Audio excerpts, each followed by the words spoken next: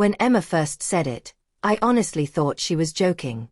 We were at the dinner table, candles throwing soft shadows between us, the kind of night I hoped would pull us closer after weeks of strain. I reached out for her hand, looking for connection, but she pulled back with a sigh. Her eyes locked on mine as she said it. Once a month is fine, John. That's all I need. Her words hit harder than I let show. Once a month. That was what our marriage had been reduced to in her eyes. A ration, like intimacy was some bill she reluctantly paid. I nodded at the time, pretending I understood, but inside something cracked. No husband should feel like he's begging for affection.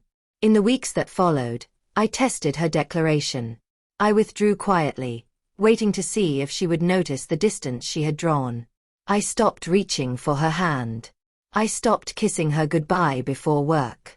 When she dressed up for a dinner out, I didn't tell her she looked beautiful. I simply became the man she asked for, a present she'd see once a month. At first, Emma didn't seem to care. She was wrapped up in her own routines, brunches, workouts, long calls with her sister where she laughed like a teenager again. But as time dragged on, she began to notice. She asked why I was so quiet, why I no longer reached for her at night, why I stayed late at the office. "Is something wrong, John?" she asked one evening, her voice careful. I almost laughed. Wrong. Everything was wrong. But I reminded myself, I was just living by her rules. She wanted intimacy once a month. Fine. My affection, my attention, even my presence would follow the same schedule. The first time I packed a bag and stayed at my brother's place for a week, she looked pale when I came home. She said nothing, only watched me unpack. The second time, she finally cracked. "Why are you doing this?" she demanded. Bitterness burned through me as I answered, "I'm only giving you what you said you wanted." Her lips parted in shock, as if she hadn't expected her own words to echo back so loudly. She tried to brush it off with a nervous smile. "John, come on. You know I didn't mean it like that." But her eyes betrayed her. Darting, fearful. I leaned back, arms crossed. "You told me once a month was enough. I'm respecting that. I didn't realize you'd be upset when I matched your effort."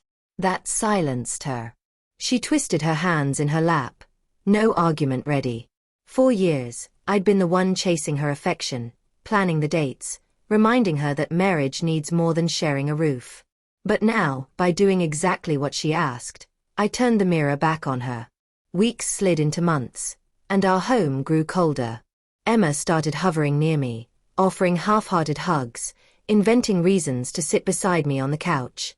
It was almost pitiful. One evening, she touched my arm and whispered, "I miss us." I looked at her and replied, "I'll see you on the 15th, like I was booking a doctor's appointment. Her face drained of color. "That's cruel," she whispered. "Cruel," I said, my voice steady. "Cruel is a wife treating intimacy like a chore. Cruel is a husband feeling unwanted in his own home. I didn't write these rules, Emma. You did." For once, she had no answer. The balance had shifted. She was the one waiting, hoping, reaching. I stayed detached, unmoved. Her frustration simmered. She lingered in doorways, tried to start conversations that withered in silence. One Saturday morning, she finally confronted me. "John, this isn't working. I can't stand the distance." I studied her, really saw her, and realized how much of our marriage had relied on me carrying the weight she refused to lift. And now, when she finally reached for me, it was only because she feared losing control. "This," I said quietly, "is what I've lived with for years. Now you know how it feels." Her eyes filled with tears. For a moment, I almost softened. But the memories of lonely nights, of being brushed off with excuses, hardened me again. She had taught me to live without closeness. Now she was learning the same lesson. The silence between us became unbearable. Meals were wordless. Conversations reduced to bills, groceries, schedules. Our home felt more like a boarding house for strangers. Emma tried small gestures. She made my favorite coffee, reached for my hand at dinner, even dressed up one night without reason. But my responses stayed cool, distant, transactional. One night, as I was heading to bed, she blocked the doorway. "John, please," she said, voice trembling. "I don't want this. I don't want us to be like this." I looked at her, the woman I once adored. "Then why," I asked evenly, "did you set the bar so low? You told me once a month was fine. That's what you thought I deserved." Her lips pressed tight, tears threatening. "I didn't realize what I was doing to you. I thought you'd always try, no matter what." That confession cut deeper than any rejection. "So you expected me to carry everything? The affection, the effort, the pursuit, all of it?" I shook my head. "That's not marriage, Emma. That's servitude." Her tears spilled freely as she whispered, "I took you for granted." The words hung heavy, but they did little to thaw the wall around my heart.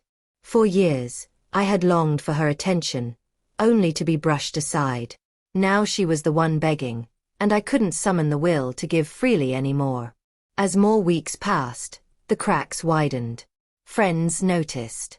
At gatherings, Emma clung to me, laughing too loud, touching my arm as though to prove something. But behind closed doors, her frustration boiled. "You're punishing me," she snapped one evening.